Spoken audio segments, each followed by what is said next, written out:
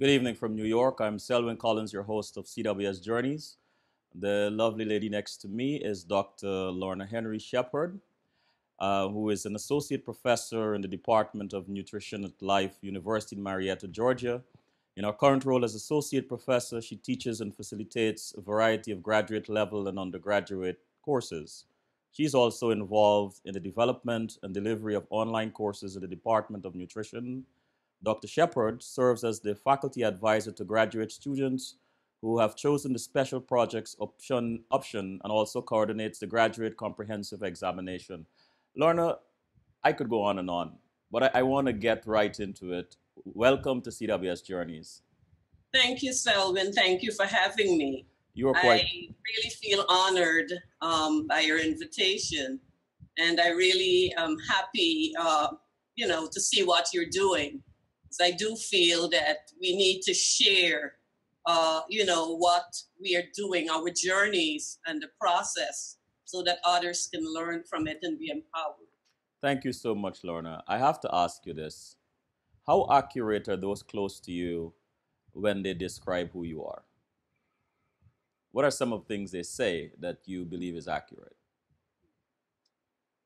Strong, resilient, passionate,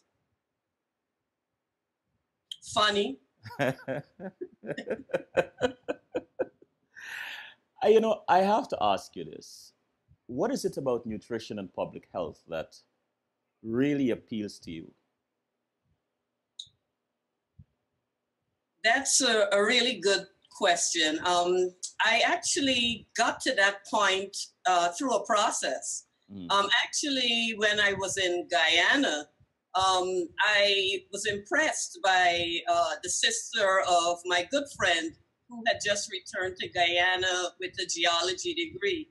And actually, I had spent some time before coming abroad doing a stint of national service at Geology and Mines Commission for a number of months. And I discovered that that was not for me. I later just sat as a 17-year-old and sat and I really wrote the vision down and made it plain. I made it. I had the intention to come out and study abroad, so that was my goal. And I started to brainstorm, and I started to see, what is the need? What would be a need in the Caribbean that can be filled? And along with my own interest. At that time, I of myself had started watching what I eat and what I ate, and what I drank. And I just had some interest in my own personal health. Mm-hmm. And I thought, nutrition probably would be something that I could do. However, when I got to the United States and I started an actual program, I was also doing the pre-med requirements along with it. And my life changed when I had an opportunity to attend a pre-professional program at Howard during the summer of '85. And I was exposed to a lot of what goes on, real exposure at Mass General Hospital. And I think I started to look at doing medicine differently in terms of what was required, being on call and things of that nature. So when I went back to my undergraduate institution, I spoke with one of my favorite professors, who was a brilliant guy from MIT, the chemistry professor. And he said to me, Lorna, your contribution to the world doesn't have to be through medicine.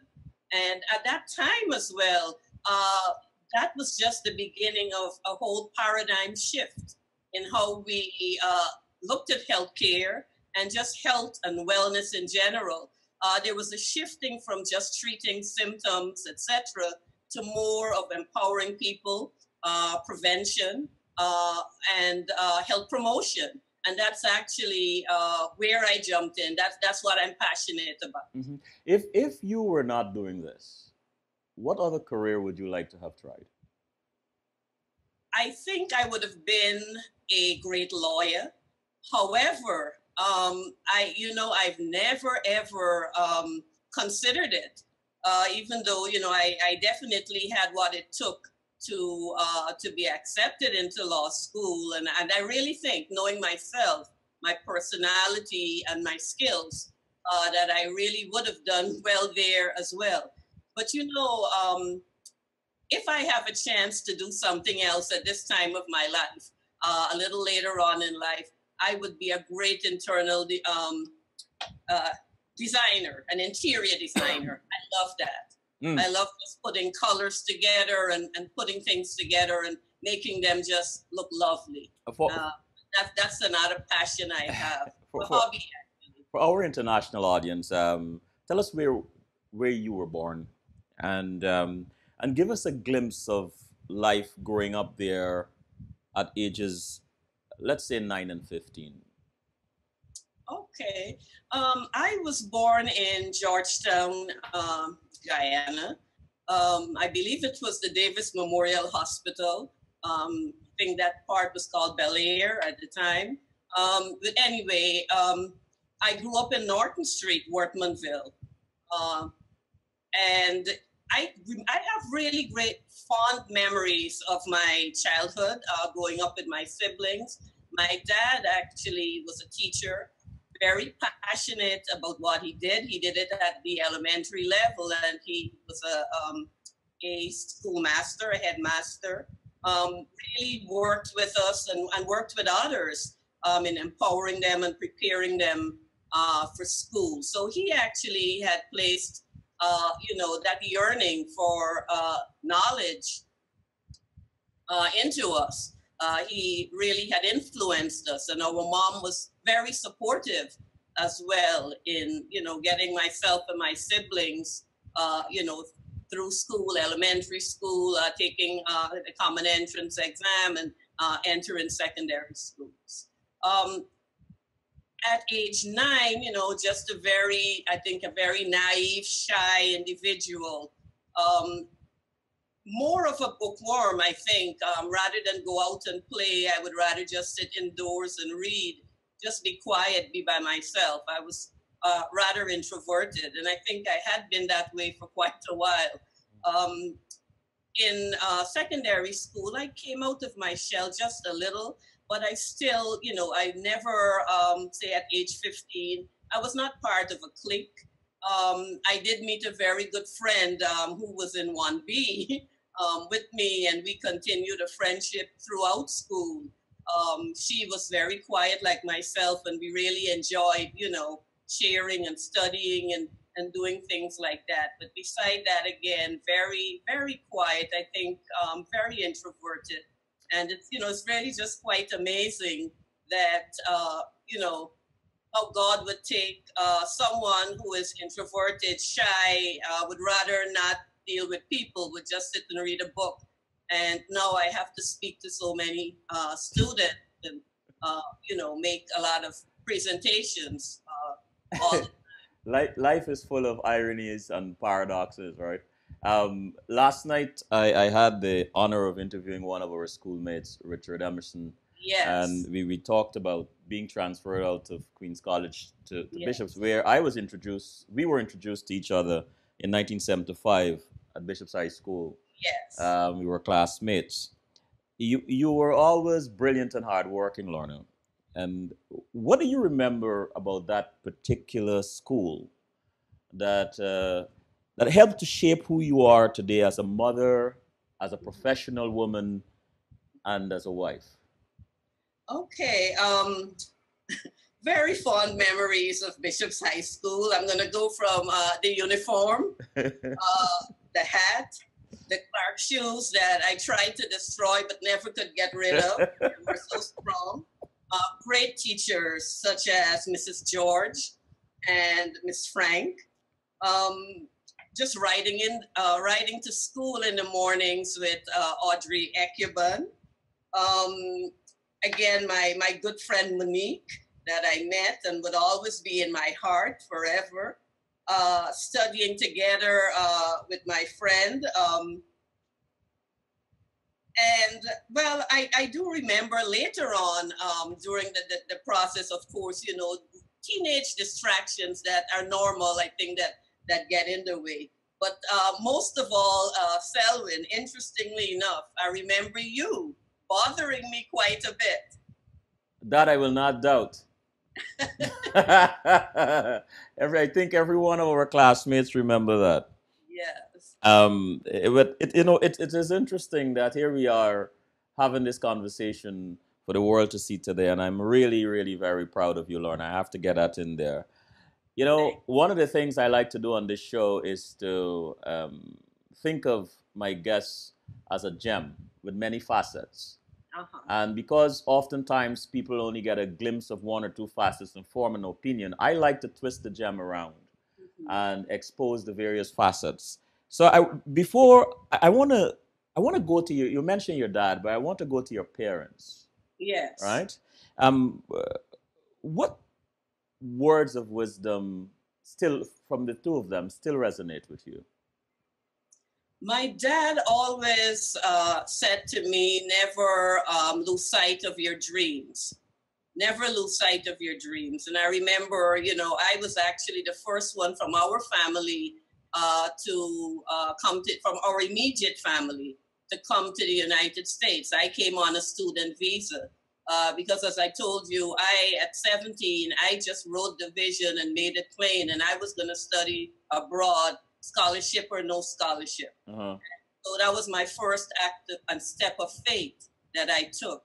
And I remember coming abroad, and of course, I was kind of embraced by the Trinidadian posse, as they said, within my undergraduate institution. And I could always remember my dad saying, "Never lose sight of your goals." Of course, which I never was going to lose sight of, come what may. Mm. So, who would you say you became at 21? At 21, I actually was becoming very independent. Mm-hmm. I was kind of embracing a lot of the values of the new culture that I found myself in. Definitely becoming independent. I had to learn to do things and so forth. But I think at 21, as I think it's so for quite a lot of teenagers into age 21, you tend to be a little bit self-centered. Mm-hmm. The focus, whether it was just the career or achieving what you wanted to do. At that point, it really was about Lorna wanting to do the best, Mm-hmm. to excel, to do the best for herself and to make her parents proud. That comes as no surprise. It was all about Lorna at that time. That comes as no surprise to me. Since then. Sorry, Lauren, I think I cut you there a moment. I'm sorry about that. But I was saying that comes as no surprise to me, considering the school we came from, a school who has a long history of academic excellence and preparing students, but especially women, for leadership. It's a school where I was privileged to attend, and I met some very, very strong women. You mentioned Mrs. George. Yes. Our headmistress at the time, Carmen Jarvis, who I had the honor of interviewing as well, Miss O'John, and many others. Yes. And they have left their mark, and we can see the evidence of this in you and other young ladies that have attended that school. But I want to ask you this. I mean, you went to Bishops and you were influenced by these women, but let's take it home. Tell us about your mom and other women in your life that have helped to shape you. Or let me twist it a little bit. What is the fondest memory you have of your mom and other women in your life, family members, that has helped to shape who you are? Yes. My mom has always been the sweetest, most supportive person. As a matter of, she was a homemaker. She, really spent time with us when we got home. We had, our snacks and our meals prepared. She made sure our uniforms were in great condition. And she had always been a great supporter. She would test us at nights. I could remember this, her testing the elder sibling, and things like that. She was extremely supportive. She was a real mom. She embodied what a mom is all about. And, despite the fact that I have become a professional woman, um, I still have that part of her within me. And I strive, and I think I've done a great job so far at it, being the best mom that I could be. Mm-hmm. Mm-hmm. Um, you're a teacher, you're a professor. We're gonna get deeper into that just now, but I still want to make the connection between your parents. Your father was a school teacher, Yes. and so on. When you are in front of a class, when you are teaching, when you're trying to get your point across and to get these young people or these people to learn, whose personalities do you think are coming out? Mom or dad or both? I am not quite sure. It might be a bit of both, but I do know that I do have that gift of teaching. I realized it after a while. And I do get feedback from numerous people, mostly the students, of course, that I do come alive. When I get in front of the class, how much I come alive. Um, the thing is, as well, it's a gift, and not everyone that is smart or even has all the is a subject matter expert is an excellent teacher. It really, I think, that's something that's within you. You either have it or you don't. Some people would make better researchers or some other area of academia rather than a good professor or a good teacher. So it's part of that, just loving to impart knowledge, providing, but also having skills that sometimes you never even thought you had. And it's evident in the way I'm able to switch methodology in the classroom. I use, focus questions to get people to, rather than just doing book definitions and things like that. I do very interactive type things. I utilize a lot of interactive strategies, keeping in mind that students learn differently. And especially now with, technology and everything, the amount of technology that we utilize in the classroom, it cannot just be you lecture down to students. It doesn't work anymore. So I've had to, I've found that I had quite a lot of skills just deep down inside of me, that I'm able to just utilize as the need arises. And I always take cue. I always tell my students that I take cue from them. When they've had too much, I know when they're getting tired, and I switch either the method or we take a break, or, and I love to even have students in part of the learning process to assign them areas of the class that they facilitate so that they become great speakers and they, develop the type of self-confidence that it takes to be successful in our field. Let me put you on the hot seat for a little bit, Lorna. You have been doing this for many years, and you're good at it. I know you're good at it. Is there a particular course or aspect of a course that you had found very challenging, and it gave you pause, but you found a way to get through to the students? Are you at liberty? Is there such a thing? And are you at liberty to share that with us? Well, I will say that I do teach a wide spectrum of classes and have taught a wide spectrum of classes throughout the years. From fundamentals, which would include, basic nutrients and the biochemistry that goes behind it. I teach advanced, and those are the more chemistry-oriented type things. I teach the social aspects of nutrition because nutrition actually draws from so many other fields. There's even a little bit of psychology in it, in terms of when you're trying to change courses where you're trying to change behaviors. So it's very broad. Mm-hmm. There are many areas of speciality, and of course, I feel comfortable in some areas and not as comfortable in others. There's one particular area which I'm qualified in and everything, but it has never been an area that I really love to teach, and that is in food service. And that is a very important aspect of nutrition, because you have to be able to, from the science part of it, you have to digest it, and then you have to be able to put it in a way that others can learn, and then and apply. And of course, one part of application way down is being able to prepare meals or serve meals that are nutritious, that are low in cost, and where the proper and appropriate preparation methods are utilized. So that is not a fond area for me. Have I taught any courses in that area? Yes, I have. I've done food, I've taught food science, which is separate from that. And I've also taught a couple of food preparation courses over the years and enjoyed it. But it really is not what's in my heart.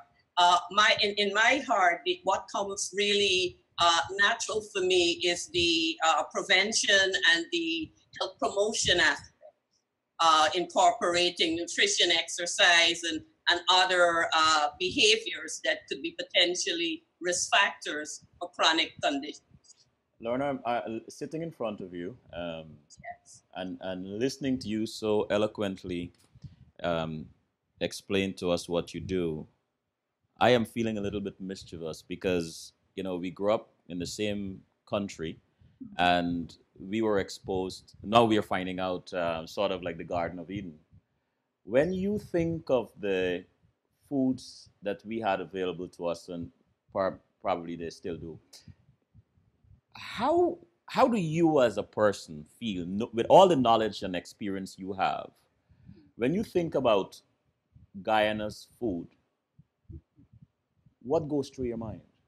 What are you Well, thinking that of? covers quite a lot of territory, Selwyn, because I always bring up not only just Guyana, but other places in the Caribbean that I visited, and I talk about, just being able to pick fresh fruit from off the trees and utilize it, and the variety of vegetables and fruit and so forth. And of course, there's another side of that where West Indian people and Guyanese included, sometimes tend to cook with, certain types of fat, and they, just like they do in the South in the United States, and they make what could be a very healthy dish unhealthy. So that part of it, in terms, I think, more of the preparation issue. But I really do feel that Guyana provides for us quite a bit um, of healthy foods that, if we prepare them in the right way, not overcooking them until they're unrecognizable. That's one thing I think people tend to do: overcook greens. They lost the crunch. They lose the appeal, and everything. And so they're not as enjoyable. But just having the fresh, just being in a tropical area, the fresh fruit, the fresh vegetables, that's a plus. I recall, because this was more recently, when I spent 2 years in Barbados, and I was creating a program, for a nutrition program for the health department there at BCC. And it was amazing while I was there, and I would shop, and I go for the cabbage and all these other things, and they were so tiny. You tend sometimes to forget what certain fruit and vegetables should really look like, Mm-hmm. when they're not being, fed all this, fertilizers and all these different things that they spray on them, and things like that. And they tasted so well. It didn't take much to flavor them. You didn't have to put meat or anything. It was so tasty. And so I always use those examples, in the classroom when we talk about, the agricultural side of things and how foods are grown and produced and, the pros and cons, of course, of production and what we're doing, with foods in the United States, is, that can be detrimental. But coming back to your original question, I really do think that, giving the knowledge, teaching people, educating people as to how to prepare foods adequately without killing the vitamins and the other nutrients found within them, combining them in certain ways, and really trying to utilize the bounty of fresh fruit and vegetables that we have, and not only that, of seafoods and other things. I think we're blessed in Guyana with that. Lorna, if you were asked or invited by the University of Guyana to design a course for them, would you do it? Of course. Okay. Of course. I am versed in curriculum development, and I definitely would love to do something like that. Okay. You're also the principal investigator in a research study of the effects of diet and vanadyl sulfate supplementation on the blood glucose levels of diabetics. Yes, actually, it's amazing how that started. I had two students in my advanced nutrition class, and when we, started talking about trace minerals, and we have the group of ultra trace, and it all has to do with the small amounts that are found or that we need in the body. Actually, we need them, but in very minute amounts. And they got interested in vanadium, and approached me about doing a research study. So I got them. I instructed them, and we got them funded. And of course, because I had to supervise the process, I became the principal investigator. But that study, I'm not able to talk too much about it right now. It's still, I think actually the date that was given by the IRB was the 25th of September. So it's not written up, it's not, analyzed, whatever. So I'm not able to at length, discuss too much on that. But the thing about it, what makes it interesting is just from the literature, what we have seen, that vanadium, which is also contained naturally in some foods that we eat and we don't even think about. This even in things like black pepper. It has an insulin mimetic effect. So what we wanted to explore is, rather than people, who are utilizing insulin and so forth, if we're able to get them on certain types of foods that are rich in vanadium, and perhaps also do some vanadium supplementation at certain levels, if that would actually have a positive effect in blood glucose control, as well as potentially lessen the amount of insulin that they may need to use in terms of dosage. So you not being able to talk much about this, I'm not going to dive deeper into it. Yes. But after over 20 combined years of experience in your field, what still surprises you about teaching? Surprises me. What I still do, what I have a hard time accepting really is how students have changed. Students, as I know students, have changed through the years. Right now, I'm working with a number of a variety of types of students. We have the traditional students, and I've met them almost every institution that I have taught in. Coming out directly from high school, entering college at the younger ages, being supported by mom and dad. And then I've also encountered, more recently, women who have not had a chance to complete their schooling because they were mothers, wives, and they just had competing things. Just life happened, and they dropped out, and they have returned. And it's amazing that these moms, these older women, some of them who are older than I am or around the same age, just the way that they love to learn, and the way that I can also learn from some of their experiences. And I also feel blessed sharing my experiences with them and encouraging them. Sometimes I actually feel that I have been placed in their lives to provide that measure of encouragement that they need, because of course a lot of them are not very savvy with the technology. They have issues. They're working as they're doing what they do, and I'm able to give them stories because I did it the hard way from the beginning. I worked and I studied. Lorna, let's take a quick break. Okay.